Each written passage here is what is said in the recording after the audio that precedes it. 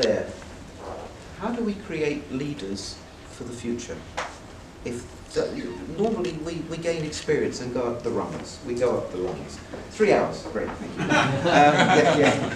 So interesting there in terms of thoughts for the future. And if you think about that, implications to stability in society, I'll take you back to the Luddites and those swing riots that I mentioned. And then just a question, should governments intervene through safety nets? And some governments may wish to. But then, of course, if you're in a free market global economy, will that actually happen? Think what might happen, we mentioned Brexit a moment ago, think what might happen in the EU if you've got regulations. But then, and what I'll do is, I'm not going to go through each and every one of these. I picked Singapore because it's a hub where there's a lot of finance going on, but just to show you, you can look at what's going on there. Yeah, there's an awful lot going on there, where they said they're not really ready for it, but the ones who are ready for it, for example, KPMG, staff there, they're welcoming it. They're not worried about job losses.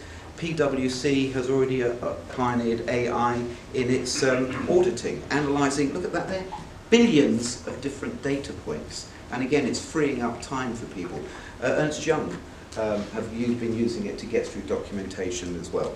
I'll finish off, words you like to hear, I'll finish off with, so that we're not just focusing on the ACCA, but also the AICPA and CIMA, who've joined together. And they came out with a report as well, saying that what's going to happen is that we will move from that just assembling of information through to, so, is that going to, I've got the right, yes. So that's a lot that goes on in accounting at the moment, but that will now be what the accountants will do when all of the automation is taking place there. And questioning, developing solutions, deploying solutions. And they're saying that's where the future of accountants will actually be. But again, just to log it, if we remove the trainee accountants from the lower end, where are they going to get that experience and expertise to become good accountants later on? There's something you might be interested in. Overswald, I can never pronounce it properly, The Coming Prosperity, saying that technology will free people, and he's re-emphasising that the accountants will be able to interpret things, and gives some examples, predictive foresight and so on. Again, have a look at that, but I'll leave you with some final thoughts. Number one, this one here, interesting article from the Journal of Accountancy.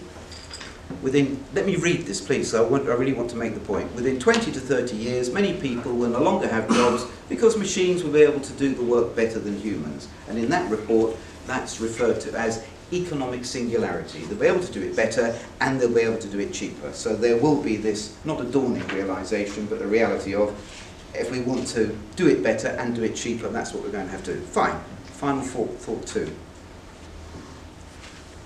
50 to 70 years. Time. Machines with cognitive abilities, let's describe them as super intelligent, referred to as technological singularity. And this is the thought I'll leave you with. We're number one, aren't we? Just interesting. You know, ultimately, what I said about the androids being able to stand there and just interesting. We will be, according to the forecasts, the second most intelligent beings on the planet. I promised you no answers, but some issues and insights. So, and I'll now shut up. Okay, thank you for that. Thank you very much indeed for an insightful and very thought-provoking presentation there. And this is where I say, I'm not human, I'm actually a robot. Clearly I'm going to become a has-been, I think, by the sound of it. But thank you very much indeed. I wonder if you'll field 2 or 3 questions? Yes. And if I don't have the answers, our colleagues will. Thank you. So do you think gathering of information will still have a role though? Because, you know, just interpreting data is hard. I think the gathering of information, it has to, because unless you gather it, you can't sift and analyse it. I mean, a few years ago they said we have a paper society. Yeah, and that hasn't happened.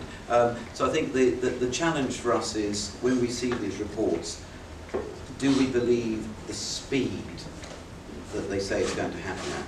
And it may well be patchy in light of what sort of information we're actually talking about. But having said that, gathering information, I don't use it, but because I'm not sure how to. but at home I know I can press a button and say, Alexa, when's the next train from Broxbourne to London? And it will tell you. That wasn't going to happen. I was thinking, for example, all the external auditors going into a company, they're getting a lot of information, but if they just get a computer thing, this is all the company's saying. I think it's then, is there another job in there in getting that information into a format which is then machine readable? So if it can be prepared in that way in the first place, then it can happen. But then there's another job which has to be done before that, before they can do that. So we all know the classic answer that accountants give when you're asked a question. The answer is yes and the answer is no, because it all depends, doesn't it? Yeah. Did I get out of that one all right? Okay. Another question straight ahead. Yeah, sir. Thank you for a very nice presentation. Just if I may, disagree with some of the observations. The final one. I'm only the messenger. I'm only the messenger. It's kind of an optimistic skepticism. You're saying that a human being would be the second most intelligent. According to that particular report. Okay. Okay. But I think that's not possible, because to make nation superior to that level, we need human intelligence first. So human would always be number one. Well, again, the answer is yes and the answer is no, because if you look at some of the, I don't know if they're saying it's wonderful or if it is doom and gloom, but you see these scenarios which sometimes came out about the robots take over. They become perhaps not more intelligent, but perhaps able to think more quickly than we can and predict things more quickly, which of course puts them at a competitive advantage, much like organisations if they can do that. So maybe it's a broader interpretation of intelligence there. It's how you use the data that's available to you. So, but again, I'm only the messenger. Don't shoot me. Don't shoot me. One very quick question. No, it's not a question, just a comment, just to follow up on your thoughts on how a robot can become more intelligent. Now, as a computer scientist, I can speak to that.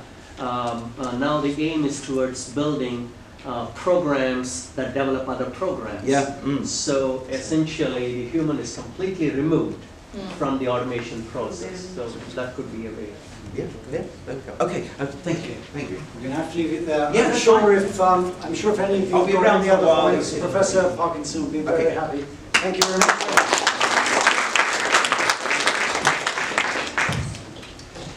Right, our next presentation, ladies and gentlemen, is by Aninda Dasgupta, Senior Project Manager, Nordea Investment Management, Copenhagen, Denmark. Theme of this presentation is information technology as a change agent in financial industries. So you can see the synergy as we move on there. So thank you very much. So, I was looking at a rather boring presentation before. So sometimes my family tells me I'm as boring as a banker. Then I decided to remove it and make it into some short stories from real life. I'm not the academics, I mean in the business, I'm actually looking at things as they are progressing.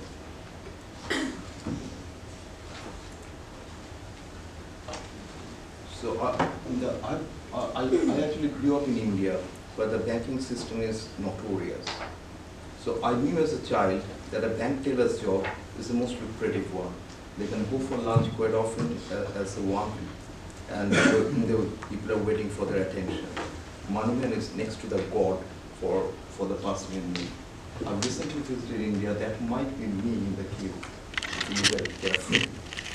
And this one, the ATM machine, last week it has got 50 years, and now we are moving into mobile banking, where it's called biometric authentication.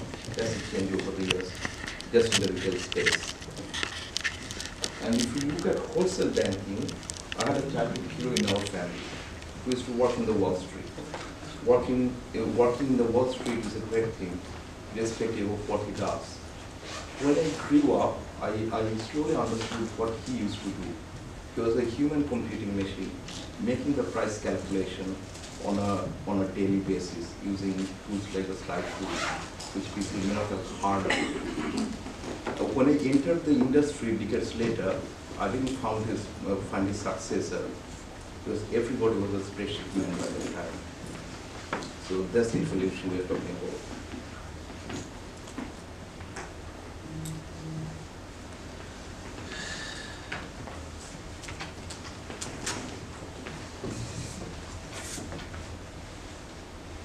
So what is seen here, these stories are from the past, from decades to half a century. But the fundamentals of the banking industry did not change at all. The investment bankers, they're still trading bonds and equities and other financial products. And the retail banks are still safeguarding people's treasures. And asset managers are still trying to secure the financial future of the person, of the wealthy and not so. What has fundamentally changed is how we do it.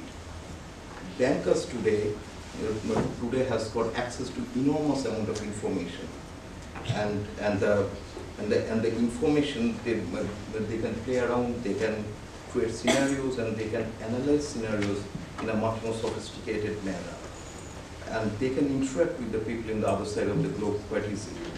Risk taking and taking the risks are commonplace and easy in today's environment. In retail banking, customers are more demanding today. People are not satisfied with internet banking. People are looking into the mobile banking and moving into a digital economy, cashless economy, which was not there before. Now, what are the changes?